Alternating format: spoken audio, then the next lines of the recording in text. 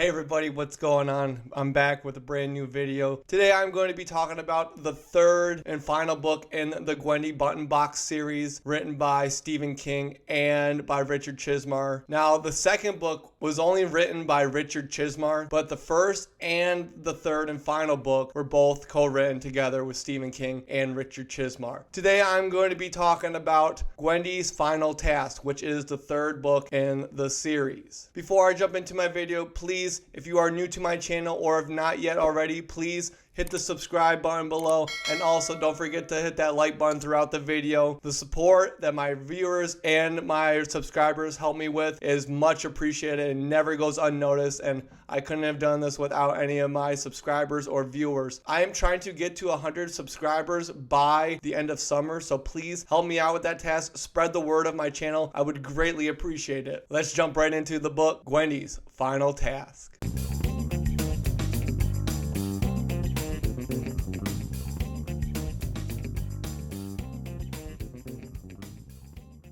Before I jump into talking about Gwendy's Final Task, let's backtrack a bit and talk about Gwendy Peterson and the first two books. Just briefly, I'm not going to spoil anything. I never want to give spoiler alerts or ruin any of the books that people have not read yet on my channels. Starting with Gwendy's Button Box. This is the first book in the series. We are going back to the year 1974 when Gwendy Peterson, a young little girl, enjoying her summer before she starts middle school. This summer is a pretty interesting summer for Gwendy because she runs into a very strange man named Richard Ferris, who is dressed in all black. Richard Ferris gives Gwendy this small mahogany box with 8 buttons and 2 side levers. Now, the 6 buttons on the box represent something, but I do not want to spoil that for anyone. So if you have not read Gwendy's Button Box, please be sure to read it. The whole series is a very good series and I highly recommend it. So now that Gwendy has this box that was given to her by Richard Ferris, it is her responsibility to do what's right with the box. She is finding it very hard to control herself and try to urge herself away from pushing certain buttons on the box and levers. Now let's go over to the second book in the series,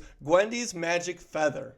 So Gwendy is all grown up now. She is 37 and she is living in Washington, D.C. And then all of a sudden, one day, the button box randomly shows up and she is actually brought back into Castle Rock. That is where the whole series is taking place, in Castle Rock. And a little side note about that, I found it very interesting that Richard Chizmar, in the second book, Gwendy's Magic Feather, many Stephen King fans know, as I do, that Castle Rock is a Stephen King setting. Gwendy heads back to Castle Rock and tries to help find the missing girls to stop a madman before he does something very drastic. Gwendy's path led her into politics for her job, and as a 37-year-old politician, she is going to be trying to use as much power as she can to help to find the missing girls and to help stop the madman in the book Gwendy's Magic Feather. Now we have finally gotten to Gwendy's Final Task. As I was reading this, I felt that it was really interesting that it changed the setting pretty much completely throughout the story, but there were still kind of flashbacks throughout the book, which I really enjoyed reading about. So in Gwendy's Final Task, it's a pretty interesting title because this is the last book in the series. Her final task is to try to get rid of the button box that has caused so much damage throughout the 2 stories, and she wants to get rid of it once and for all. She goes up with a group of members to space,